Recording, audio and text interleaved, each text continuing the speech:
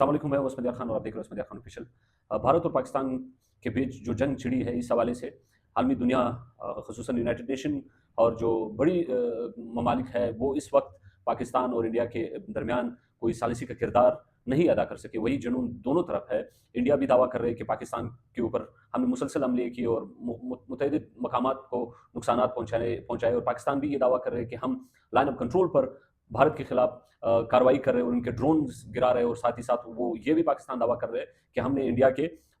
5 طیارے مار گرائے ہیں۔ اسی والے سے ہم بات کریں گے کہ عالمی دنیا کیوں پاکستان اور انڈیا کے بیچ میں ثالثی کا کردار نہیں ادا کر سکتے۔ ایک وجہ یہ ہے کہ امریکہ اس خطے میں وہ استحکام چاہتے نہیں ہیں، کیونکہ اگر اس خطے میں استحکام ہوگا تو چین کا جو کاروبار ہوگا وہ تیزی کے ساتھ چلتا رہے گا، اور مختلف کوریڈورز جو اس وقت پاکستان میں سی پیک اور ایران میں چابہار کے اوپر جو کاروبار کر رہے ہیں، تو یہ ان کا اسی طرح سے کاروبار چلتا رہے گا، اور چین کی جو معیشت ہے وہ دن بدن بڑھتی جائے گی۔ دوسری طرف بھارت جو کہ اتنا جارحانہ طور پہ وہ جنگی جنون جو ان کے اندر موجود ہے، اور ان کی حکومت کی طرف سے، خصوصاً مودی کی طرف سے، ان کی مین وجہ کیا ہے، ان کے محرکات کیا ہے کہ کیوں وہ پاکستان کے خلاف جنگ کرنا چاہتے ہیں، اور اپنے عوام میں سپورٹ چاہنے کی وجہ کیا ہے، اس حوالے سے ہم بات کریں گے۔ 2024 میں جب الیکشن ہوئے، یا اس سے پہلے 2019 میں جب پلوامہ انڈیا میں ایک دہشت گرد واقعہ ہوا، تو اس وقت مودی نے یہ بہانا، کیونکہ اس واقعے سے پہلے 4 مہینے بعد انڈیا میں الیکشن ہونے تھے، تو یہ اٹیک ہونے کے بعد، پلوامہ دہشت گردی ہونے کے بعد، مودی نے یہ بہانہ بنایا پاکستان کے اوپر الزام لگا کر، صرف اور صرف انتخابات میں جیت حاصل کرنے کے لیے انہوں نے سرجیکل اسٹرائک کیے پاکستان کے اوپر۔ پھر اس وقت کے حکومت عمران خان کی تھی، انہوں نے ایک طیارہ گرایا تھا، اس کے ان کے پائلٹ ابے نندن جو پاکستان میں گرفتار ہوئے، پھر کچھ دنوں کے بعد انہوں نے لوٹا دیا، مگر مودی کو الیکشن میں کچھ حد تک اس جارحیت کی وجہ سے ان کو تھوڑا سا سپورٹ ملا۔ اب یہ جو ابھی واقعہ جو ہوا پہلگام میں، کیونکہ ایک مین وجہ، کیونکہ 2024 میں جو الیکشن ہوئے اس میں اچھا خاصا ان کا جو گراف تھا وہ گر چکا تھا، کیونکہ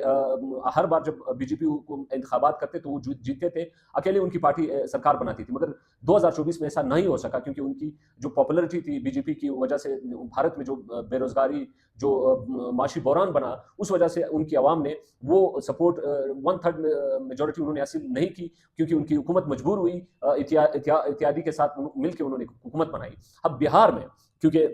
الیکشن ہونے جا رہا ہے، بہار جو ہے وہ انڈیا کا ایک بہت بڑا اسٹیٹ ہے، جس کی آبادی، کل آبادی 13 کروڑ آبادی ہے۔ وہ اس الیکشن کو جیتنے کے لیے یہ جو اربا انہوں نے استعمال کیا پاکستان میں، جو حملہ کیا گیا، اور ایک جنونی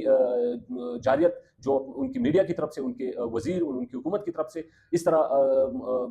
نیوکلیئر بم کے حوالے سے بات کیے جا رہا ہے، اور پاکستان کو تباہ کرنے کی بات کی جا رہی ہے، تو مین وجہ یہ ہے کہ انڈیا میں بہار کی ریاست میں انتخابات ہونے والا ہے، اور وہ یہ مودی سمجھ رہا ہے کہ اگر اس انتخابات میں اگر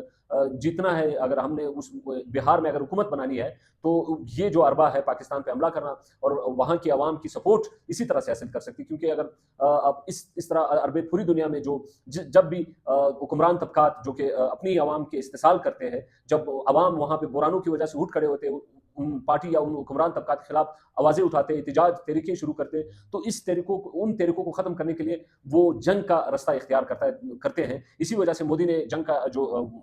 رستہ اختیار کیا ہے، وہ مین وجہ ہے کہ بہار میں وہ الیکشن جیتنا چاہتے ہیں۔ اگر وہ بہار میں آتے ہیں تو وہاں پہ وہ نہیں بنا سکیں گے اپنی حکومت۔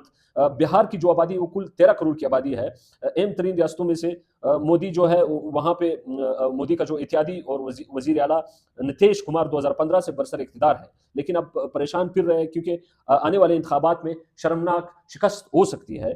یہاں میں شکست کا مطلب یہ ہوگا کہ مودی کا سورج غروب ہونے کا آغاز ہو جائے گا، تو ان تمام الیکشن یا اپنی پاپولرٹی یا مقبولیت کے لیے، یا اپنی ساکھ بچانے کے لیے، اپنی پارٹی کو اقتدار میں رکھنے کے لیے یہ سارے عربے کیے جا رہے ہیں، تو اسی وجہ سے وہ پاکستان پر مسلسل اٹیک کر رہے، ڈرونز بھیج رہے، اور ایل او سی پہ سیز فائر کر رہے، سنتاس معاہدہ کو ختم کیا، عام شہریوں پہ گولہ بارود برسائے گئے۔ تو یہ جو رویہ ہے یہ رجتی اور سامراجی استعماری رویہ ہے، جو کہ صرف اور صرف اپنی اقتدار کی کرسی بچانے کے لیے 2 ملکوں کو جنگ کے دہلیز پہ کے کھڑا کر دیا گیا ہے، جو کہ دونوں طرف سے عوام جو ہے اس وقت معاشی بحرانوں کا شکار ہے، بدامنی ہے، دونوں طرف سے بے روزگاری ہے، تعلیم کا جو ریشو ہے، اس طرح کی مزید انسانی کی جو بنیادی ضروریات ہے دونوں طرف سے عوام جو ہے پھس رہے. تو اسی لیے اس وقت اس ٹائم پہ دونوں طرف سے جو حکمران طبقات اس جنگ کا فائدہ اٹھاتے ہیں تاکہ وہ اپنی جو کوئی ہوئی ساکھ ہے وہ دوبارہ جنگ کے ذریعے بحال کر سکے. پاکستان میں بھی ابھی کل ایک 18% انہوں نے دفاعی بجٹ بڑھا دی ہے, جو کہ پہلے سے پاکستان میں پچھلے سال 2300 ارب روپے تھا, یہ بڑھ کے 26 یا 27 ارب ہوں گے, جو کہ پاکستان کے معیشت پہ بوجھ ہوگا, پاکستان کے جو بحران ہے اس سے نکلنے کے لیے. تو یہ جنگیں کی جاتی اس لیے ہے تاکہ دونوں طرف سے استحصال ہو. جنگ جو ہے کوئی بھی جنگ جیتی نہیں جاتی بلکہ جنگ میں انسانیت ہارتی ہے. اسی لیے ہم جو عوام ہے ہم چاہتے ہیں کہ دونوں طرف سے امن ہو, کاروبار ہو, خوشحالی ہو. جنگ جو ہے وہ کسی کے مفاد میں نہیں ہے, اور مودی جو اربا استعمال کرے اپنے الیکشن جیتنے کے لیے تو اس اربے میں انشاءاللہ وہ ناکام ہوں گے. اور عالمی دنیا سے بھی یہی توقع کی جا رہی ہے کہ اس جنگ میں ثالثی کا کردار ادا کر سکے, خدا نخواستہ, کیونکہ دونوں ممالک کے پاس نیوکلیئر ویپنس ہے. اگر جنگ اس وقت اگر کنٹرول میں نہ آ سکی تو یہ جنگ نیوکلیئر جنگ کی طرف جا سکتی ہے, جو کہ پورے خطے کا توازن خراب کر سکتے ہو, پورے خطے میں حالات خراب ہو سکتے ہیں. تو اسی وجہ سے یونائٹڈ نیشن کو کردار ادا کرنا چاہیے. عالمی انسانی حقوق کے جو بڑے ادارے وہ ان میں کردار ادا کر سکتے ہیں. ہمارے اور ویلاگس سننے کے لیے ہمارے چینل کو سبسکرائب کریں اور بیل آئیکن دبانا نہ بھولیں. بہت شکریہ.